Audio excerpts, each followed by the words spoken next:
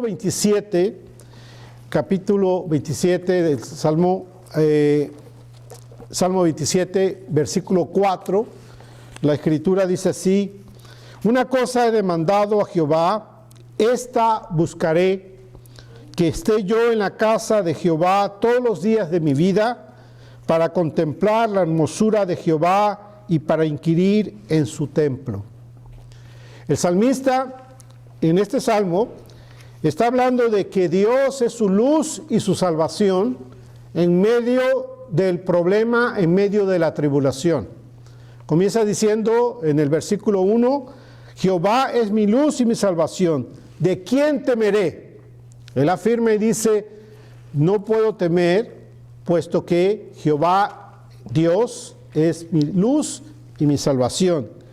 Jehová es mi fortaleza, la fortaleza de mi vida. ¿De quién he de atemorizarme? Absolutamente. No hay razón por la cual tener temor. Nosotros hemos estado hablando de que tenemos que ser audaces, ¿verdad? Hemos estado hablando de tener una visión audaz, una fe audaz, un liderazgo audaz, un evangelismo audaz, una generosidad audaz, para que de esta manera glorifiquemos a Dios en nuestro servicio, en nuestra iglesia. Y la Escritura claramente nos dice que la razón por la cual nosotros no nos movemos a servir al Señor muchas veces es porque hay temor en nosotros. Y el temor lo que hace es que no nos animemos. Y vimos en Filipenses el ejemplo de Pablo, que él al estar encarcelado, lo que hacía era usar eso para bien, para predicar el Evangelio a todos los que estaban en el palacio, en el pretorio, y se convertían a Cristo, y el avance entonces del Evangelio se manifestaba. Y dice él, por causa de esto, los hermanos entonces recobraban ánimo, y ahora sin temor, audazmente, hablaban la palabra del Señor. Y eso es, entonces, lo vemos en la Escritura, que somos llamados entonces nosotros a movernos audazmente para la gloria del Señor. Y bueno, aquí el salmista está diciendo que él no teme, y no teme porque Dios es su luz y es su salvación. No hay razón por la cual estar atemorizado, porque Dios está con él. Y él habla entonces de sus enemigos, y dice, cuando se juntaron contra mí los malignos, mis angustiadores y mis enemigos, para comer mis carnes, ellos tropezaron y cayeron. Y él afirma esto porque él está seguro que tropezaron y cayeron, no por la fuerza de él, del salmista, sino por la fuerza de ¿quién? De Dios, quien es su luz y su salvación. Es Dios quien los defiende. Cuando nosotros pensamos en la guerra espiritual, hermanos, muchas veces nosotros pensamos que hacer guerra espiritual quiere decir que nosotros somos los que tenemos que pelear contra el enemigo, contra los demonios, contra el maligno. Y nosotros somos los que tenemos que hacer guerra. Pero eso no es guerra espiritual. Eso es mal entendido. La verdadera guerra espiritual es cuando Dios pelea por nosotros. Porque nosotros, los hijos de Dios, nosotros solamente somos un ejército de ocupación, un ejército de ocupación, no un ejército de ataque, de guerra para atacar, sino un ejército que ocupa aquellos lugares que Dios ha ganado ya. Y entonces lo que hace es que Dios es quien pelea, gana el territorio, y entonces les dice a su ejército, sus hijos, que avancemos y ocupemos ese territorio que Dios ha conquistado ya. La batalla es de Él, no de nosotros. Es Dios quien va con brazo fuerte, dice la Escritura, peleando por su pueblo, por sus hijos. Y es Dios la retaguardia de su pueblo, de sus hijos. Y es Dios quien cubre con sus alas a su pueblo, a sus hijos. Por lo tanto, la gloria es solamente para Dios, no para el hombre, no para un hombre o una mujer. Nosotros no podemos hacer nada, simplemente clamar a Él y confiar en Él. Y esto es lo que el salmista está haciendo. El salmista está clamando a Dios, declarando quién es su Dios. Su Dios es su luz y su salvación. Por lo tanto, en Él no hay temor. El enemigo se puede levantar, pero ¿qué va a pasar? Que el enemigo entonces va a caer, va a tropezar y caer, porque Dios los va a hacer tropezar y caer. Y continúa diciendo el salmista: aunque un ejército acampe contra mí, no temerá mi corazón. Aunque contra mí se levante guerra, yo estaré confiado. ¿Y estar confiado qué significa estar confiado? Estar confiado significa descansar en la voluntad perfecta de Dios. Quiere decir, estar confiado quiere decir que puedes dormir tranquilo en la noche, acostarse como si fuera un bebé, sin ninguna preocupación, descansar, porque Dios está en absoluto control del enemigo. Puede haber guerra, el enemigo puede venir, sin embargo hay paz en el Hijo, en la hija de Dios, y descansa y duerme confiadamente en su Señor. Y entonces el salmista dice: una cosa he demandado a Jehová, esta buscaré. Una cosa he pedido a Jehová, una cosa le he insistido a Jehová. Y esta es la cosa es la que él busca: que esté yo en la casa de Dios todos los días de mi vida, para contemplar la hermosura de Jehová y para inquirir en su templo. La única preocupación que debemos de tener como el salmista es la preocupación de contemplar la belleza de Dios. Es lo único que nos debe de preocupar. Que verdaderamente yo y tú estemos contemplando la belleza de Dios. Eso es lo que le preocupaba al salmista. Señor, no me preocupan los enemigos, los malvados, los malignos. No me preocupan porque ellos van a tropezar y van a caer. No me preocupa que vengan los ejércitos contra mí y me hagan guerra. Yo estoy confiado en ti. Yo duermo tranquilo, no me preocupa. Pero una cosa sí demando, una cosa sí me preocupa: que esté yo en tu casa viendo tu belleza. Y eso es lo único que nos debe interesar y preocupar a nosotros. Nosotros estamos llenos de preocupación, estamos ansiosos por las cosas que suceden en nuestra vida. Escuchamos noticias de enfermedades como este coronavirus que anda. Y entonces, ¿qué pasa con la gente? Se preocupa de que pueda ser una pandemia y entonces pueda haber se multipliquen las muertes y el peligro de esa enfermedad. Y entonces mucha gente está atemorizada de eso, está atemorizada de la economía, está atemorizada de las cuestiones políticas, está atemorizada de enfermedades, lo que sea le atemoriza. Cuando realmente el Hijo de Dios, la hija de Dios, no debe estar preocupado de nada de eso. Si Dios es su luz y su salvación. Él es el que se encarga de su vida, el que está en control de todas las cosas. Pero una cosa sí nos tenemos que preocupar, es de buscar y ver la belleza de Dios. Eso es lo más importante que tenemos que hacer. Y entonces, el salmista es lo único que le preocupa. Dice él: porque Él me esconderá en su tabernáculo en el día del mal, me ocultará en lo reservado de su morada, sobre una roca me pondrá en alto. ¿Quién es quien te exalta? ¿Quién es quien te bendice? ¿Quién es quien te salva? Es solamente Dios.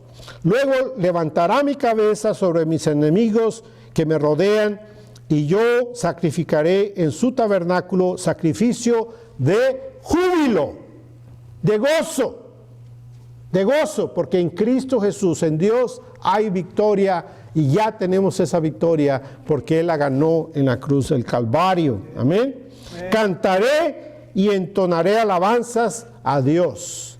Y eso es lo que debe haber en nosotros, porque cuando hay victoria, lo único que hay en nosotros es gozo y alabanza y adoración de Dios. Oye, oh Jehová, mi voz con que a ti clamo, ten misericordia de mí y respóndeme. Mi corazón ha dicho de ti, buscad mi rostro.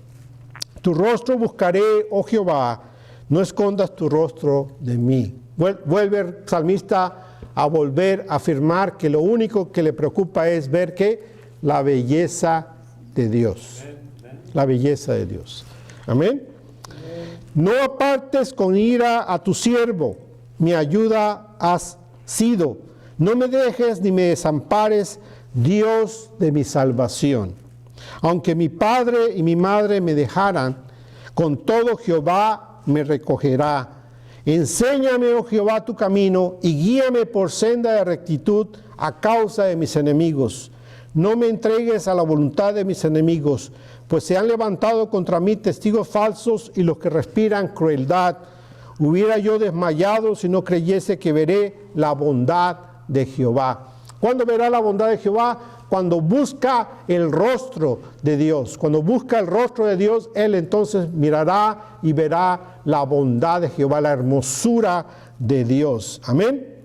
Y dice, hubiera yo desmayado si no creyese que veré la bondad de Jehová en la tierra de los vivientes. Aguarda a Jehová, esfuérzate y aliéntese tu corazón, sí espera a Jehová.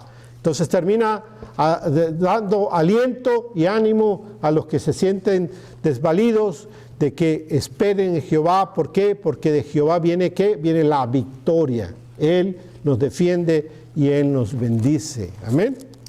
Por lo tanto, entonces, nosotros tenemos que aprender de lo que el salmista está cantando al Señor, está adorando al Señor y está diciendo entonces que solamente una cosa desea, y es contemplar, ver la belleza de Dios. Ahora, ¿qué quiere decir contemplar? Contemplar quiere decir poner cuidado, detenernos y mirar con atención, con cuidado. Contemplar es fijar la mirada en algo o en alguien. En este caso estamos hablando en Dios. Quiere decir que nos debemos de parar, detener por un momento de nuestras vidas y mirar fijamente, mirar intensamente, buscando el rostro de Dios, buscando la bendición de Dios, buscando su belleza, reconocer su belleza. Así que contemplamos nosotros y miramos a Dios. Ahora, nosotros como cristianos, ¿cómo se mira eso? ¿Qué quiere decir eso, contemplar y ver a Dios? Si Dios es espíritu y dice la Escritura que nadie ha visto a Dios, entonces ¿cómo podemos contemplar la belleza de Dios? ¿Cómo podemos buscar el rostro de Dios? Bueno, el rostro de Dios sí lo podemos admirar, y lo admiramos cuando admiramos la gloria de Dios. Y lo que estamos haciendo es que estamos admirando la belleza de Dios, y esa belleza de Dios no es nada más y nada menos que nuestro Señor Jesucristo, con el cual nosotros tenemos relación con Cristo Jesús. Cuando nosotros ponemos nuestra mente, todo nuestro entendimiento, nuestros sentidos, cuando buscamos a Dios con todo nuestro ser, con todo nuestro corazón, con toda nuestra alma, con todo nuestro cuerpo, cuando buscamos a Dios, lo que estamos viendo, vamos a ver es la gloria de Dios, la misma belleza de Dios que es nuestro Señor Jesucristo. Vayan a 2 Corintios, capítulo 4. 2 Corintios, capítulo 4.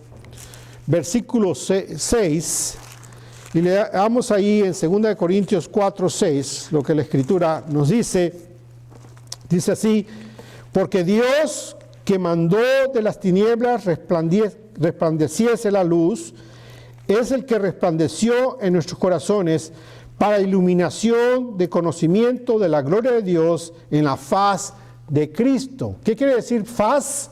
Quiere decir rostro, en el rostro de Cristo, ¿verdad? Entonces nosotros vemos la gloria de Dios que resplandece en el rostro de Cristo. La gloria de Dios resplandece en el rostro de Cristo, es lo que está diciendo 2 Corintios capítulo 4, versículo 6. La gloria de Dios resplandece en el rostro de Cristo. Y cuando nosotros vemos a Cristo, vemos la belleza de Dios manifestada. Vemos a Dios, la belleza de Dios. Por eso nosotros debemos estar enamorados de Cristo Jesús. Porque cuando vemos a Cristo, ¿estamos viendo a quién? Estamos viendo a Dios. Estamos viendo la gloria de Dios, contemplando a Dios. Por lo tanto, tenemos que detenernos y fijar nuestra mente, nuestro entendimiento, toda nuestra vista, todo nuestro ser en Dios y contemplarlo y ponerle atención. Recuerden ustedes, caballeros, cuando ustedes se enamoraron de sus esposas, la primera vez que vieron a su esposa y la miraron, estoy seguro que todos ustedes la vieron fijamente, intensamente, fijando sus ojos en ella y no le quitaron la vista, ¿verdad? Bueno, eso es buscar a Dios. Buscar a Dios es detenernos y mirar esa hermosura, la hermosura de Cristo, y fijar nuestros ojos en la belleza de nuestro Señor y contemplarlo, mirarlo profundamente, detenidamente, al mirar todo su aspecto de quién es Él, con detención, con determinación. Es algo que nosotros tenemos que buscar hacer. Dice el salmista, Señor, permíteme buscar tu rostro. Señor, te pido, te demando que tú me dejes ver tu belleza cuando yo esté en tu templo. Es lo que le pide y es lo que nosotros debemos de pedir. Porque nosotros luchamos con este mundo, luchamos con la carne, luchamos con el enemigo que no quiere que nosotros busquemos de Dios. Son varios enemigos que tenemos, varios que nos impiden buscar a Dios. El mundo y las filosofías de este mundo y los deseos de este mundo nos jalan para no mirar a Dios, no buscar a Dios. Los deseos de nuestra carne nos llevan a no buscar a Dios, a tener pereza, a no querer leer la palabra de Dios, a no querer orar, a no querer ir al templo, a adorar a Dios, a no querer alabar a Dios. Nuestra carne nos detiene a hacer esas cosas. Y el enemigo se aprovecha también para ocupar esas cosas, las tentaciones del mundo y los deseos de la carne, para detenernos entonces, para que nosotros busquemos a Dios.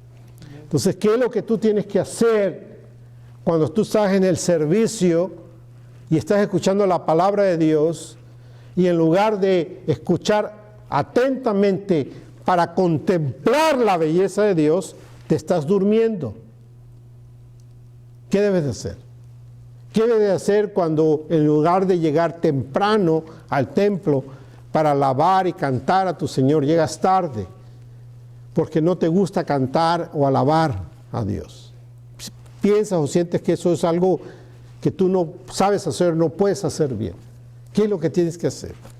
¿Qué es lo que tienes que hacer si faltas los domingos y no vienes cada domingo? ¿Qué tienes que hacer?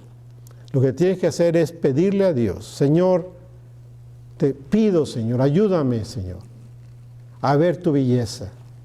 Ayúdame a que haya ese deseo en mí de ver tu rostro, de ver tu belleza. Que yo te pueda contemplar en la hermosura de la alabanza. Que yo cuando venga a adorar, a alabarte, a adorarte, yo pueda experimentar ese tiempo de adoración viendo, contemplando tu rostro. Ahora, porque nosotros podemos pensar que la alabanza tiene que ver con el músico que está tocando, o con la canción, o el tipo de canción, de ritmo que se está tocando. Decimos, eso es lo que nos mantiene para alabar. Déjame decirte, estás equivocado. Eso no es.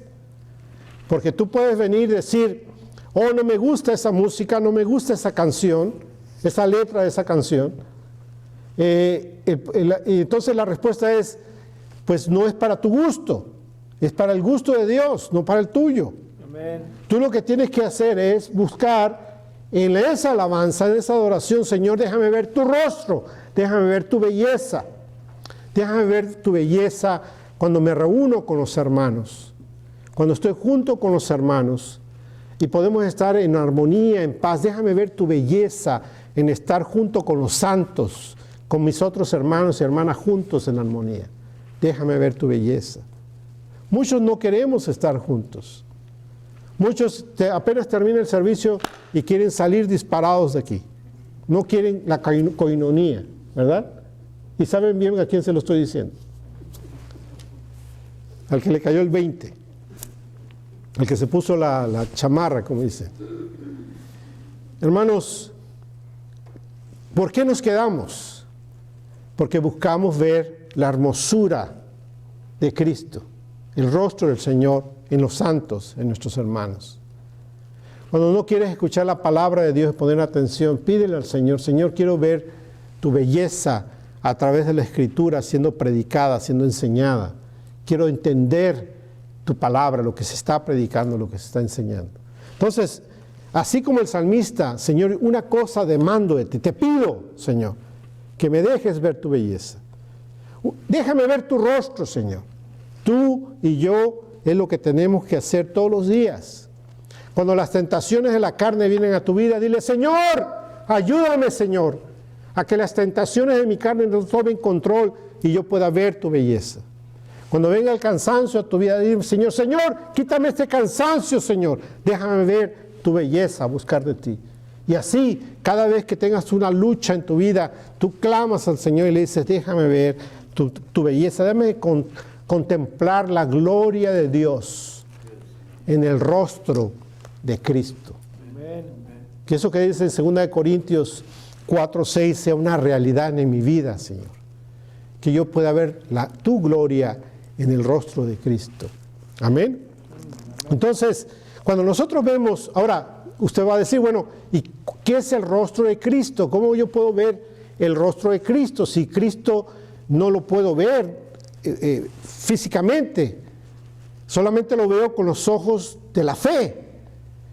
No lo puedo ver físicamente. Así que, ¿cómo veo yo el rostro de Cristo? ¿Cómo veo la gloria de Dios en el rostro de Cristo? Si Dios es espíritu y nadie lo ha visto, y Cristo no lo puedo ver físicamente, lo tengo que ver con los ojos de la fe, entonces, ¿cómo yo puedo palpar esa hermosura de Cristo? Bueno, la hermosura de Cristo se palpa de varias maneras. En primer lugar, se palpa viendo la belleza de su nacimiento. La belleza de su nacimiento. Cada vez que tú lees la Escritura acerca del nacimiento del Salvador, o lees la Escritura donde dice que el Salvador va a venir, va a nacer, que el Mesías va a nacer, tú debes de contemplar la belleza de Cristo, el rostro de Cristo, en la belleza de su nacimiento.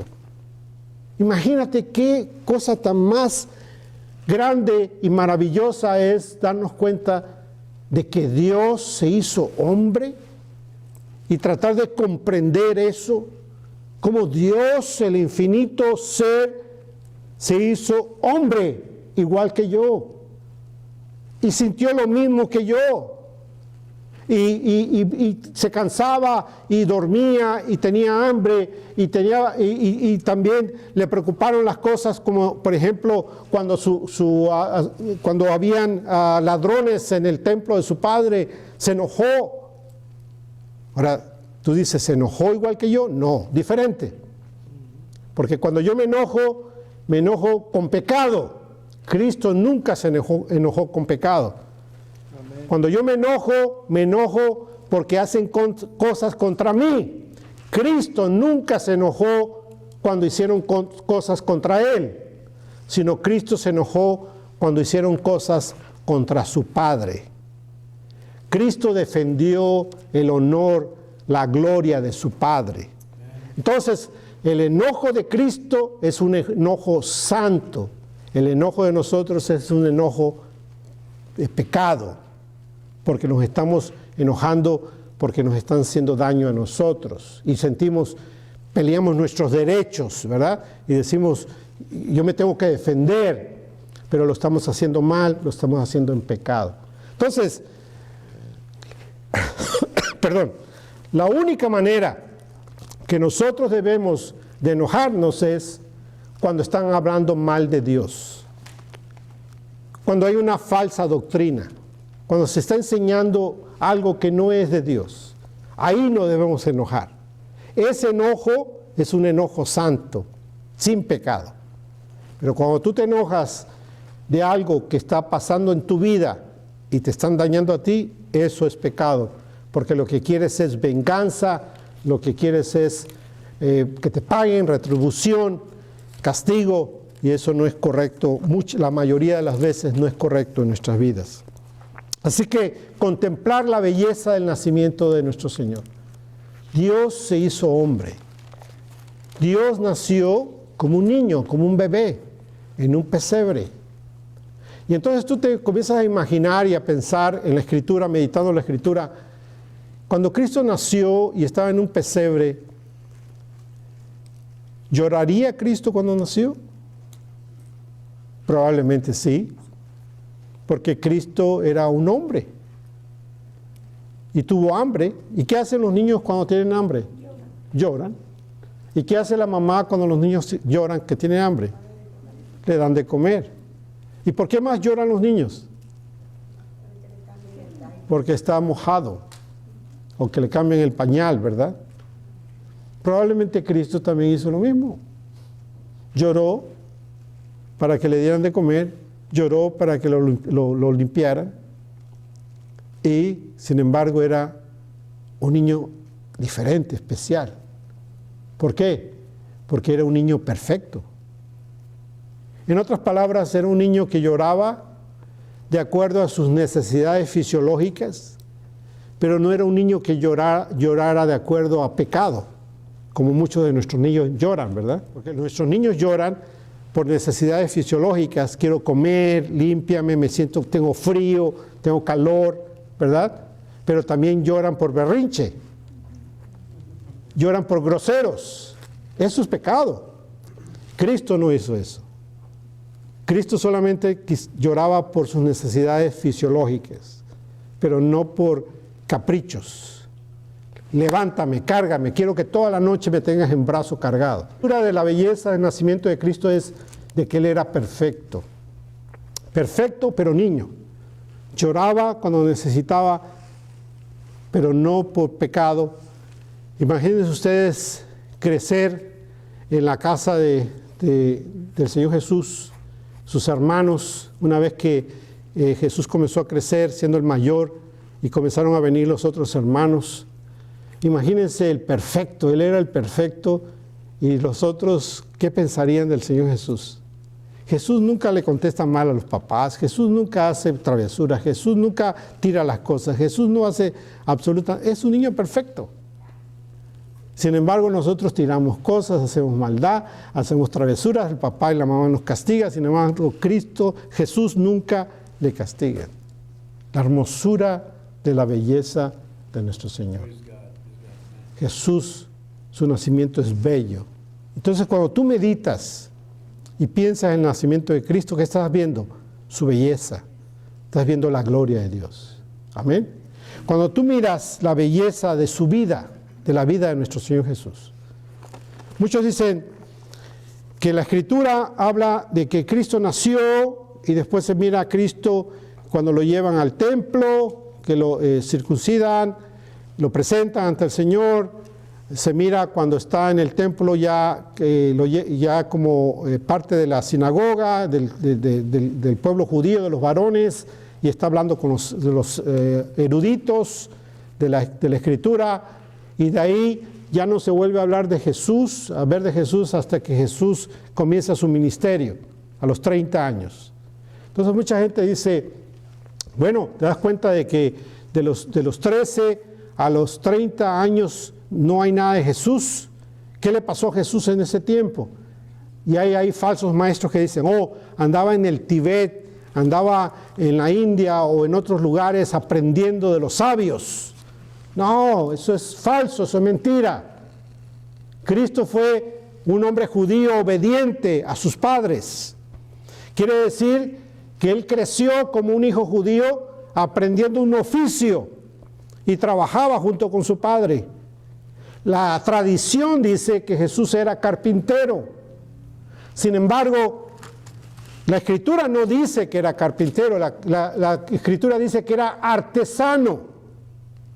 Quiere decir que Jesús pudo haber sido alguien que hiciera canastas, alguien que construía casas, pero también pudo haber sido un carpintero, alguien que hacía mesas y sillas, pero la tradición dice que eran mesas y sillas. No estoy yo alegando que no sea así, simplemente estoy diciendo que pudo haber sido diferentes oficios. Lo importante es que tenía un oficio. Como todo hijo judío, aprendía el oficio de su padre. ¿Y qué hacía? Trabajaba con su padre. Hasta el momento que dejó la casa y entonces empieza su ministerio para su Padre Celestial. La vida de Jesús es una vida hermosa, bella, de obediencia. Quiere decir que Jesús nació y creció en la casa de su papá, de su mamá, de José y de María, y fue obediente, sometido a sus padres, hasta que el día que dejó su casa y salió de ahí. Y después de eso, con su vida continúa siendo bella, porque es una vida de obediencia al Padre Celestial, en un ministerio completamente entregado ahora a Él, a nuestro Padre Celestial, para servirle. Y era un hombre que su rostro reflejaba paz, gozo. Se podía ver la bendición del Padre en su vida. Y toda la gente lo que recibía de Él recibía bendición. Dice la Escritura que donde Él fue, todos fueron sanos. Ahora, ustedes piensan, cuando ustedes leen la Escritura, solamente hay un número de milagros, de sanidad, y podemos pensar que Jesús no solamente sanó a este, y sanó a aquel, y sanó al de allá. No, hermanos.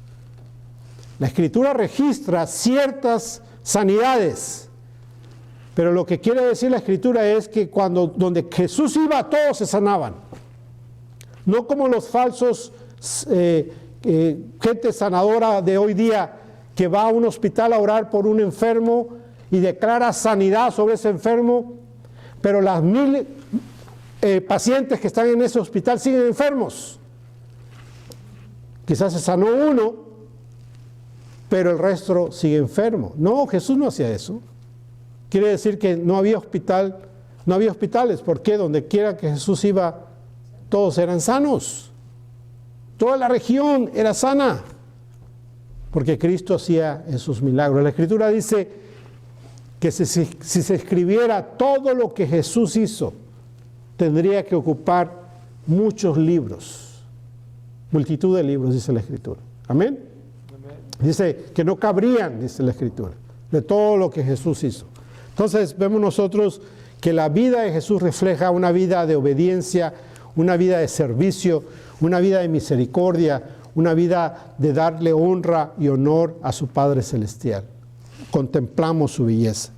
Contemplamos su belleza cuando vemos su sacrificio, cuando vemos la cruz del Calvario, donde Él fue a morir por nosotros y pagar por nuestros pecados. Él derramó la sangre, su sangre en la cruz del Calvario. ¿Con qué propósito? Para pagar por tus pecados, para lavarte con su preciosa sangre y para librarte del enemigo. Cristo Jesús, la sangre de Cristo Jesús te salvó. Y entonces, ¿tú qué haces? Contemplas la hermosura del sacrificio de Cristo yendo a la cruz del Calvario. ¿Desde cuándo? Desde que es apresado, tomado y lo llevan a ser juzgado y es condenado y va camino al Calvario y llega a la cruz y es crucificado y muere en la cruz. Ese es el sacrificio de Cristo. Todo eso es el sacrificio de Cristo. Desde que lo acusaron falsamente, desde que lo llevaron y lo juzgaron, desde que los soldados le arrancaron pedazos de su barba, le pusieron la cruz de espinas, lo latigaron, le escupieron, lo insultaron, lo desnudaron. Todo eso es el sacrificio de Cristo para ir a la cruz del Calvario. El camino del Calvario, de ir del pretorio donde estaba, del palacio donde estaba, hasta el lugar donde fue crucificado, es el sacrificio. El estar clavado en la cruz es su sacrificio. Tú entonces miras la belleza del sacrificio de Cristo Jesús. Amén. La belleza de su muerte y la belleza de su resurrección. Porque uno murió que era perfecto, por ti y por mí. ¿Qué muerte tan más hermosa que la de Cristo? Todas las muertes son grotescas, hermanos. Todas. Todas las muertes son terribles de todos los seres humanos. Pero la muerte de Cristo es la muerte más bella que puede haber. Porque es la muerte del hombre perfecto, del Hijo de Dios, que tomó nuestro lugar para morir por nosotros. Nosotros merecíamos esa muerte, ese castigo, pero Cristo lo tomó y Él lo hizo. Pero no quedó ahí, sino que Cristo resucitó. Amén. El Padre lo resucitó. El Espíritu Santo lo resucitó. Cristo vivió. Y la hermosura es de que esa muerte de sacrificio, Dios la tomó como sacrificio para hacernos salvos a nosotros. Y le dio la resurrección a Jesús, para que nosotros también recibamos esa promesa de la resurrección. Tú y yo vamos a resucitar también, así como Él resucitó. Cuando tú ves un cuerpo inerte, muerto,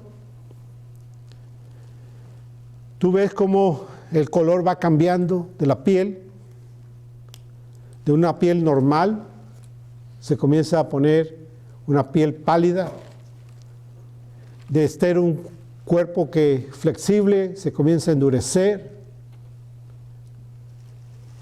Es una muerte, un cuerpo grotesco se ve, feo. Pero tú sabes que esa persona ya no está ahí. Está un cuerpo nada más. Pero qué gran gozo hay saber cuando un santo muere, un hijo de Dios, una hija de Dios. Porque tú sabes que él o ella ya no está ahí, está solamente su cuerpo. Él ya no te escucha. Él o ella ya no te escucha, ya no te ve. Él o ella ya no le interesas tú. Se oye feo eso, ¿verdad? Se oye feo. ¿Sí o no? Pues debes decirle, eso es verdad. Él o ella que muere en Cristo Jesús le deja interesar este mundo, le deja de interesar los seres queridos de este mundo. ¿Por qué? Porque ahora mira al perfecto, porque ahora mira al más hermoso que puede haber, porque ahora contempla perfectamente al único que puede. No hay nada más bello que contemplar a Cristo Jesús. ¿Tú crees que alguien que contempla a Cristo Jesús va a estar volteando a verte a ti o a mí? No. Lo que pasa es que somos egoístas nosotros. Somos egoístas. Y queremos la atención para nosotros, no para nuestro Cristo. Pero el gozo depende en que ellos están contemplando a Cristo. Por lo tanto, debe de haber gran gozo en nosotros de que están en la presencia de Cristo. Amén. Qué gozo tan más hermoso de saber que están en Cristo. Pero qué tristeza tan más grande cuando tú sabes que alguien murió sin Cristo. Porque entonces tú sabes que no están viendo a Cristo. Eso es lo más triste y lo más doloroso. Pero cuando tú sabes que un santo, un hijo de Dios murió en Cristo Jesús, hay una gran paz de saber que está con su Señor. Y debe de haber quizás hasta envidia. Debe haber un deseo de, ¿por qué no fui yo que esté viendo a Cristo ya? Amén. Un deseo de estar ahí. Pero ¿qué es lo que pasa con nosotros? Todos nosotros tenemos miedo a morirnos. Nadie quiere morirse, nadie quiere estar ahí. Cuando debía ser lo contrario. El propósito de este pasaje, de lo que estamos viendo en este día, es de que aprendamos a desear ver esa belleza de Dios. Que Dios sea lo más importante para nosotros, no este mundo, ni las cosas de este mundo, sino Dios, lo más importante. Y saber que esa persona la vas a volver a ver, siempre y cuando tú seas cristiano, te hayas arrepentido de tus pecados, estés en Cristo. La vas a volver a ver, porque Si tú mueres en Cristo y él o ella murió en Cristo, pues entonces la vas a volver a ver porque tú vas a estar donde él está con Cristo y tú vas a estar ahí con Cristo. Pero cuando tú llegues allá, lo primero que vas a ver vas a ser el rostro de Cristo. No creas que vas a llegar a buscar a tu ser querido o a tu amada. Vas a ir a buscar a Cristo. ¿Cuándo? ¿Cómo? ¿Dónde? No sé. Pero ahí te vas a encontrar a tu ser querido. Y va a haber gran gozo de que están contemplando el rostro de Cristo. ¿Entiende? Los esposos ya no van a ser esposos. El esposo ya no va a amar a la esposa como la ama acá. Aquí la ama con pasión, con deseo, con sacrificio, con intención, con pasión. Cuando llegues a la presencia de Dios, la vas a amar en la perfección del amor de Cristo, a tu hermana en Cristo. Y va a haber pasión, pero no la pasión carnal ni terrenal, sino la pasión celestial. La pasión del amor de Cristo. En la perfección. Por lo tanto, ¿qué tienes que hacer? Ama a tu esposa aquí en la tierra, ahorita que la tienes. Ama a tu esposo aquí, con pasión, con intención, con todas sus fuerzas. Para que cuando llegues al cielo, entonces pasen de un amor a otro amor. ¿Cómo es el cielo? Escuché alguna vez a un predicador decir esto, que el cielo, para que lo podamos entender, él pone esta analogía, dice, es como un niño que le gustan los chocolates, el chocolate, y su pasión es el chocolate, lo más que le apasiona, el chocolate. Y este niño lleva sus chocolates y está en un hotel y se sube a un elevador y en el elevador se encuentra a una pareja que está abrazada de recién casados en luna de miel. Están abrazándose. Obviamente el niño está ahí, no se pueden abrazar mucho. Y el niño le dice, esto, el chocolate, es lo más rico que hay en el mundo. No hay otra cosa tan más rica que el chocolate. Y los esposos se miran y se sonríen y dicen, nosotros sabemos que hay algo más rico que el chocolate. ¿Entendieron o no entendieron? Sí. ¿Sí o no? El amor de una pareja supera cualquier cosa que antes creía que era lo máximo.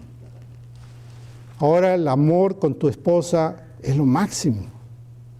Bueno, ahora piensa, cuando llegues a Cristo y tú creías que lo máximo era el amor de tu esposa, la intimidad con tu esposa, te vas a encontrar que lo máximo es Cristo.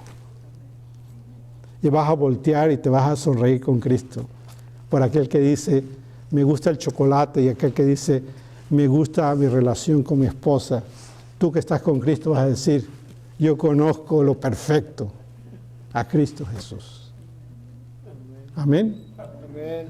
Entonces, la resurrección es lo más hermoso, pensar en la muerte y resurrección de nuestro Señor Jesucristo. Y la belleza de su segunda venida. ¿Cuántos lo están esperando? Amén. Esperar al Señor Jesús con pasión, con deseo. Jesús puede venir en cualquier momento puede sonar la trompeta, en cualquier momento puede ser tomado. Cristo puede venir en cualquier momento, ¿entiende? En cualquier momento Cristo puede venir. Hoy día, desgraciadamente, la mayoría de los cristianos no esperan a Cristo ya. Pero Cristo viene, va a venir en poder y gloria por su iglesia. Un día Cristo va a estar levantando a su iglesia. Aquellos que no están con Cristo o que están a medias con Cristo, no se han entregado a Cristo, van a buscar de los que estaban juntos buscando a Cristo y ya no van a estar. ¿Por qué? Porque Cristo los tomó a su iglesia para después descender en poder y gloria para establecer su reino. Esa es la belleza de la segunda venida. ¿Cuántos aman la segunda venida del Señor Jesús? Entonces debe estar pensando, orando, Señor, ven, ven ya. ¿Cuántos oran, Señor, ven ya? Es algo que tenemos que desear, Señor, ven ya. Pero no oramos así, ¿por qué? Porque somos egoístas. No nos queremos morir y no queremos que Cristo venga porque todavía queremos seguir en este mundo sufriendo la maldad de este mundo. No es que estoy muy joven, no es que todavía no cumplo los deseos que quiero hacer, no me realizo todavía. Oh, mis hijos están muy chiquitos, muy pequeños, no he visto mis nietos, etcétera, etcétera, etcétera. Pero cuando nosotros deseamos ver la belleza, el rostro de Dios, todo lo demás toma un segundo, tercer lugar. Cristo es lo más importante. Hermanos, que seamos como el salmista. Que le digamos a Dios, Señor, una cosa te pido, Padre. Una cosa te pido. Que yo esté en tu casa y que yo vea tu belleza. Una cosa te pido, Señor, que me muestres tu rostro. Porque el pastor habla de esas cosas, de ver tu rostro, de la belleza, pero yo lucho con eso. Porque hay cosas que no puedo entender. Cuando habla de la muerte, cuando habla de la resurrección, cuando habla de seguir a Cristo, de que Cristo es lo más importante, no puedo entender eso. Déjame decirte, yo también lucho contigo. Yo no puedo entender las cosas. Igual que ustedes. Yo no soy diferente que ustedes. Pero lo que sé es que les tengo que decir lo que la Escritura dice. Y busquemos juntos el rostro de Cristo. Y cuando estemos en nuestras debilidades, en nuestras luchas, juntos o individualmente, digámosle, Señor, déjame ver tu belleza. Cuando estás en el pecado, dile, Señor, perdóname, déjame ver tu belleza. Cuando estás en la tentación de la carne, dile, Señor, perdóname, déjame ver tu belleza. Cuando estás en la filosofía de este mundo, dile, perdóname por pensar como me pienso, déjame ver tu belleza. Toda lucha que tengas, dile, Señor, ayúdame a ver tu belleza. Y de ahí, lee la Escritura y contempla la belleza del nacimiento, la belleza de la vida de Cristo, la belleza de su sacrificio, la belleza de su muerte, la belleza de su resurrección, la belleza de su segunda venida. Busca de Él. Eso es lo que Dios quiere. Amén.